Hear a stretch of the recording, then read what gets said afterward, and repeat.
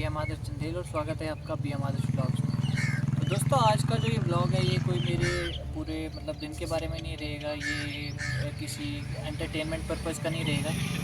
आज के ब्लॉग को बनाने का मोटिव सिर्फ यही है कि जो हमारे देश में चल रहा है, जो हमारा इंडिया पाकिस्तान के साथ वॉर चल रहा है और जो माहौल हमारे बीच में क्रिएट हो गया है, ये उसके बारे में। तो ये वीडियो स्पेशली उन लोगों के लिए भी है कि जो बोलते हैं कि हमें वॉर नहीं करनी चाहिए, हमें बातचीत करनी चाहिए। तो सबसे पहले तो उसमें यही बात आती है कि हम बात भी उससे करते हैं जो बात करने के लायक होता है। और हम पिछले पास्ट इंसिडेंट से देखते आए हैं कि पाकिस्तान तो एक सिर्फ टेररिज्म की फैक्ट्री है और उसके अलावा कुछ भी नहीं।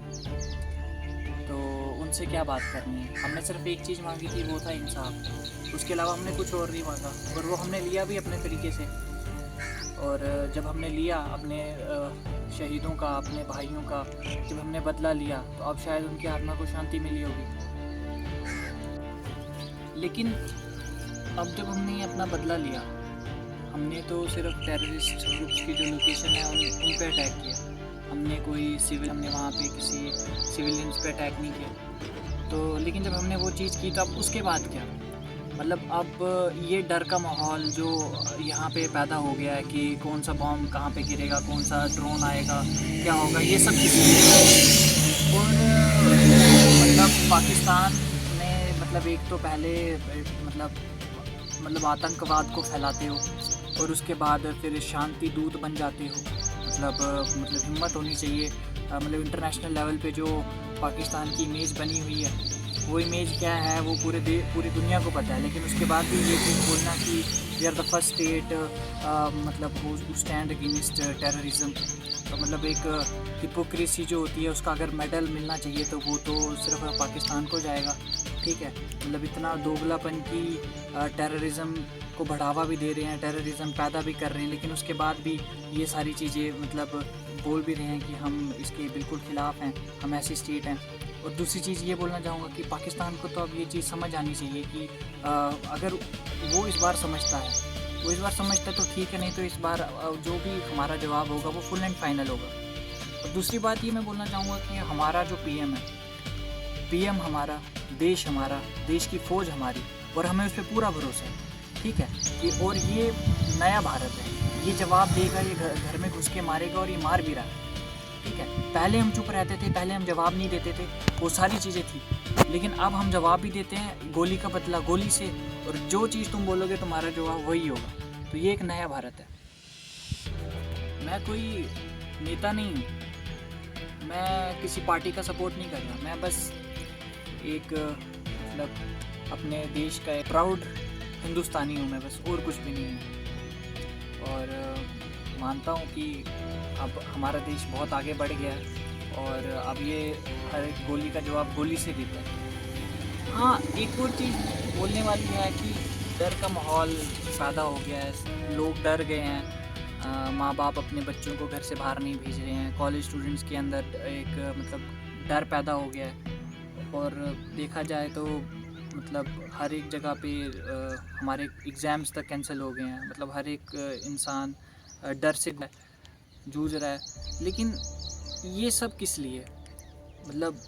सबसे बड़ा तो एक ही चीज़ है ना कि मौत से डर रहा है हर एक इंसान, मौत से ही तो डरे जा रहा है, और किस चीज़ से डरे जा रहा है। तो हम इंसान वो हैं जो एक उसको क्या बोलेंगे कि जो एक ही तो यूनिवर्सल ट्रूथ है जो हमें पता है। एक ही सच तो पता है कि हम आए हैं तो हमने जाना है, और हम उसी एक सच से डरे जा रहे हैं। हमारी भारतीय सेना हमारी सीमाओं पे खड़ी है, धूप हो या सर्दी हो, वो अपना काम कर रही है। तो वो किसके लिए है वहाँ पे? वो हमारे लिए, वो हमारी सुरक्षा के लिए है, ताकि हम चैन से जी सकें, यहाँ पे पीसफुली रह सकें, सेफ रह सकें। तो क्या हमारा इतना सा फ़र्ज़ नहीं बनता कि हम अपने अंदर थोड़ी सी हिम्मत लेके आएँ, थोड़े जज्बे के साथ जिएँ, ताकि अपनी भारतीय सेना पे भरोसा रखें। तो डर का माहौल तो पैदा हो गया है, लेकिन हमें थोड़ा जज्बा दिखाना पड़ेगा और थोड़ी हिम्मत करनी पड़ेगी और हिम्मत के साथ रहना पड़ेगा और भारतीय सेना पे भरोसा करना पड़ेगा। सबसे बड़ी बात यही है। तो मैं आप सबसे यही कहना चाहूँगा कि डरने की कोई ज़रूरत नहीं है। आप अपने अंदर एक जज्बा पैदा कीजिए, जज्बे के साथ रहिए। मरना तो हम सब ने एक ना एक दिन है ही है, लेकिन उससे ज़्यादा मतलब बदतर यही हो सकता है, बुरा ये हो सकता है कि हम रोज़ डर डर के जिएँ, डर डर के माहौल में जिएँ, ठीक है? ऐसा नहीं है कि मुझे डर नहीं लगता, मुझे भी डर लगता है, लेकिन जब तक एक चीज़ और भी है कि जब हमें पता सब कुछ होता है कि सही क्या है और गलत क्या है, लेकिन जब तक हमें उसकी एक्चुअल रियलाइज़ेशन नहीं हो, तो हम वो चीज़ नहीं करते हैं। तो इसलिए मैं आप सबसे यही कहना चाहूँगा कि जज़्बे के साथ रहिए, अपना जज़्बा पैदा कीजिए अपने अंदर और डर का माहौल नहीं क्रिएट करेंगे और अच्छे से रहेंगे।